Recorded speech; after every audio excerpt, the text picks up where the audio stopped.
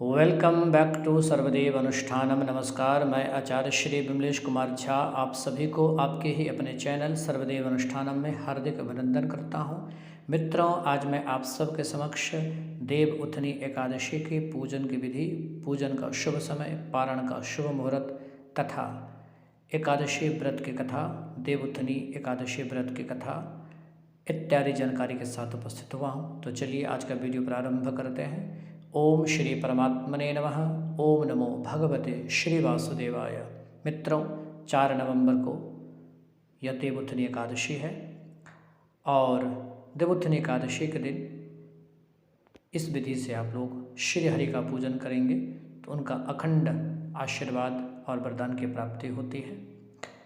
तो महत्वपूर्ण एकादशियों में से ये देवउत्थनी एकादशी का जो व्रत है वो 4 नवंबर को है। भगवान श्री हरि 4 माह के योग निद्रा से देवउत्थनी एकादशी के दिन जागृत होते हैं और चतुर्मास का समापन होता है। यह एकादशी जो है बहुत ही पुण्यदायी और मोक्ष को प्रदान करने वाला यह एकादशी है। पूजन का जो विधि है वह इस प्रकार से है कि आप लोग एकादशी वाले दिन प्रातःकाल सवेरे उठ जाइए, पीत वस्त्र, स्वच्छ वस्त्र को धारण करें और सूर्य नारायण जी को अर्घ्य दें। 11 बार गायत्री मंत्र का जाप करें, फिर अपने पूजन गृह में आए और भगवान श्री हरि का स्मरण करते हुए व्रत का संकल्प लें और संकल्प के बाद घर के आंगन को अच्छे से धोकर शुद्ध कर लें। फिर अपने घर के आंगन में भगवान श्री हरि के ये चरण की आकृति बनाएं और ध्यान रहे कि श्री हरि के चरण की आकृति घर के अंदर की तरफ हो। यदि आपके घर में आंगन नहीं है तो आप ये कार्य अपने पूजन गृह में कर सकते हैं। एकादशी वाले दिन भगवान श्री विष्णु जी का मंत्र और उनके स्तोत्र का जाप करें, नारायण के मंत्र का पाठ करिएगा और रात के समय पूरे घर में चौखट से लेकर आंगन तक दीपक को प्रज्वलित करना है।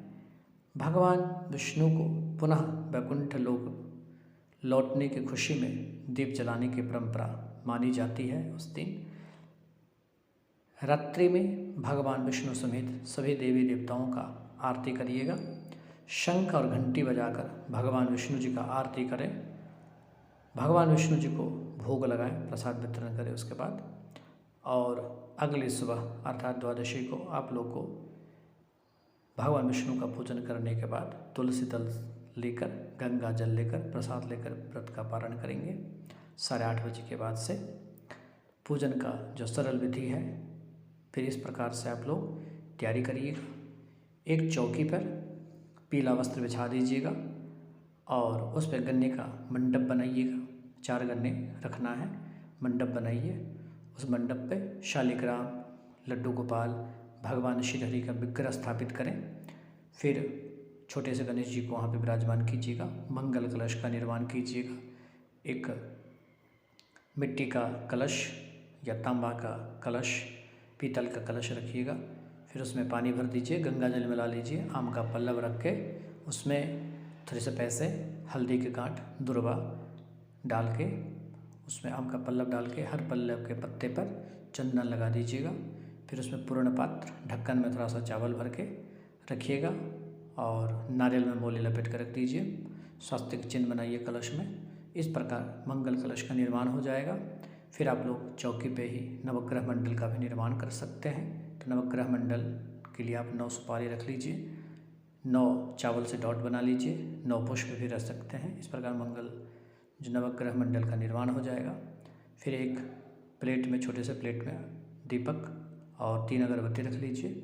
पूजन की सामग्री तुलसी दल, गंगा जल, पीला चंदन, लाल चंदन, 5 प्रकार के फल, पंचमेवा, फिर काला तिल, जौ हो गया, गन्ना हो गए, बताशे हो गए और धान जो होते हैं धान जो है वो धान भी रखिएगा। फिर पंचमेवा हो गया, उनके पूजन के निमित्त आसन, घंटी, शंख, शुद्ध जल, पंचामृत सारे पूजन की सामग्री सुव्यवस्थित करिए।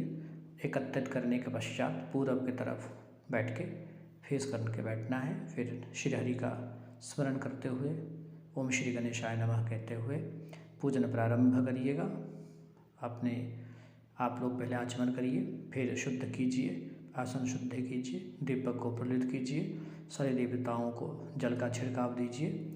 फिर दीपक को प्रज्वलित करने के बाद आप लोग उनको स्नान करा के और शुद्ध जल पंचामृत से स्नान करा के चंदन लगाइए, फूल चढ़ाइए, माला चढ़ाइए, वस्त्र अर्पण करें, अलंकृत करें, धूप दीप नैवेद्य करके इस प्रकार से पूजन आपका संपन्न हो जाएगा। फिर पूजन के बाद ये व्रत की कथा करना है। व्रत की कथा के पश्चात आप लोग की आरती करनी है। विष्णु सहस्त्र नाम का पाठ करें, श्री हरि स्तोत्र का श्रवण करें। विष्णु जी के 108 नाम का जो पाठ है वो भी विष्णु शतनाम स्तोत्रम भी कर सकते हैं। ओम नमो भगवते श्री वासुदेवाय, ओम नमो नारायणाय, यह महामंत्र का जाप कर सकते हैं। हरे राम राम राम हरे हरे, हरे कृष्ण कृष्ण कृष्ण हरे हरे, इस महामंत्र का भी आप लोग जाप कर सकते हैं।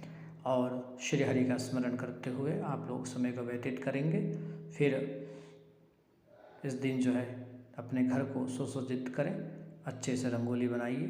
उस दिन तुलसी विवाह का भी परंपरा है और सुखी दाम्पत्य जीवन के लिए तुलसी विवाह भी करते हैं। तो श्री हरि का शालिग्राम से तुलसी विवाह होता है। तुलसी विवाह करने से भगवान श्री हरि की बहुत ही आशीर्वाद की प्राप्ति होती है। तो आप लोग उस दिन तुलसी विवाह भी करा सकते हैं। तो अब हम कथा करने जा रहे हैं। प्रेम से बोलिए एकादशी महाराज की जय। देवोत्थान एकादशी व्रत कथा। एक राजा के राज्य में सभी लोग एकादशी का व्रत रखते थे। प्रजा तथा नौकर चाकरों से लेकर पशुओं तक को एकादशी के दिन अन्न नहीं दिया जाता था। एक दिन किसी दूसरे राज्य का एक व्यक्ति राजा के पास आकर बोला, महाराज कृपा करके मुझे नौकरी पर रख ले। तब राजा ने उसके सामने एक शर्त रखी कि ठीक है रख लेते हैं, किंतु रोज़ तो तुम्हें खाने के लिए सब कुछ मिलेगा, परंतु एकादशी को अन्न नहीं मिलेगा। उस व्यक्ति ने उस समय हाँ कर ली, पर एकादशी के दिन जब उसे फलाहार का सामान दिया गया तो वह राजा के सामने जाकर गिड़गिड़ाने लगा, महाराज इससे मेरा पेट नहीं भरेगा, मैं भूखा ही मर जाऊंगा, मुझे अन्न दे दो। राजा ने उसे शर्त के बाद याद दिलाई, पर वह अन्न छोड़ने को तैयार नहीं हुआ। तब राजा ने उसे आटा, दाल चावल आदि दिए। वह नित्य की तरह नदी पर पहुंचा और स्नान कर भोजन पकाने लगा। जब भोजन बन गया तो वह भगवान को बुलाने लगा, आओ नारायण, आओ भगवान, भोजन तैयार है। उसके बुलावे पर पीताम्बर धारण किए हुए भगवान चतुर्भुज रूप में आ पहुँचे तथा प्रेम से उसके साथ भोजन करने लगे।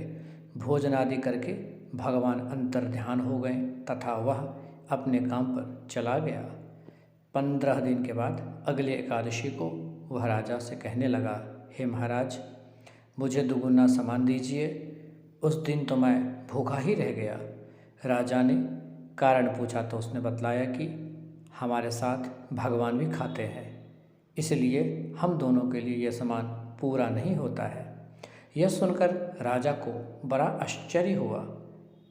वह बोला, मैं नहीं मान सकता कि भगवान तुम्हारे साथ खाते हैं।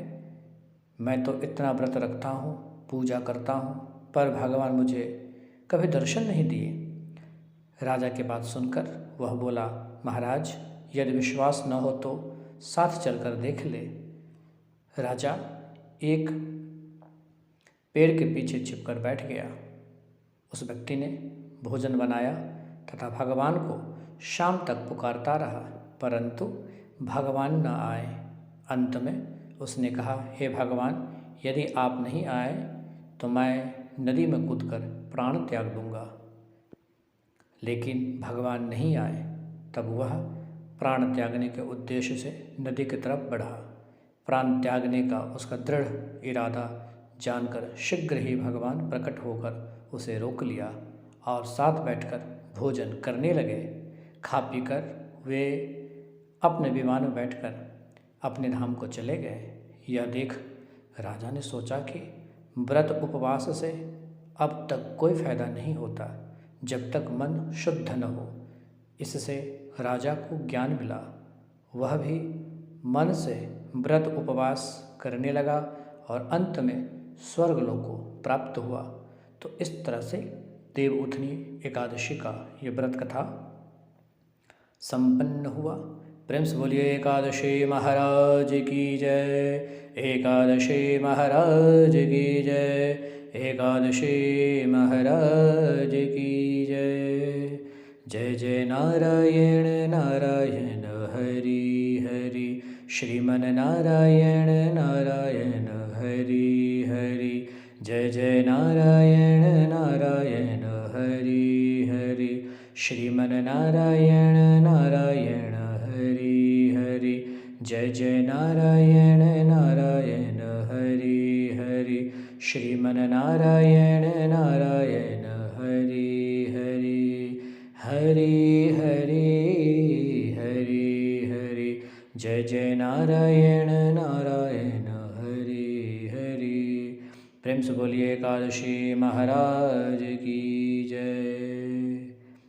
मित्रों, ओम नमो भगवते श्री वासुदेवाय, ओम नमो नारायणाय। आप सभी का बहुत बहुत धन्यवाद, बहुत बहुत शुभाशीष।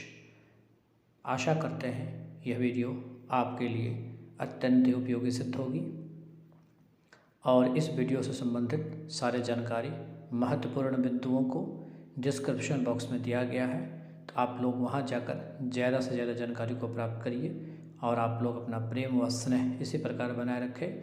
सर्वदेव अनुष्ठानम को लाइक, शेयर और सब्सक्राइब करना कदापि न भूलें। इस वीडियो को ज़्यादा से ज़्यादा शेयर करें और अपने मित्र मंडलियों में इसको शेयर करिए। ओम श्री परमात्मने नमः। ईश्वर आपको शतायु चिरायु दीर्घायु करें और आपका जीवन आनंदमय हो, मंगलमय हो। बहुत बहुत शुभाशीष, बहुत बहुत धन्यवाद। कल्याणमस्तु, शुभम भवतु, आयुष्यमते, स्वस्ति। ओम।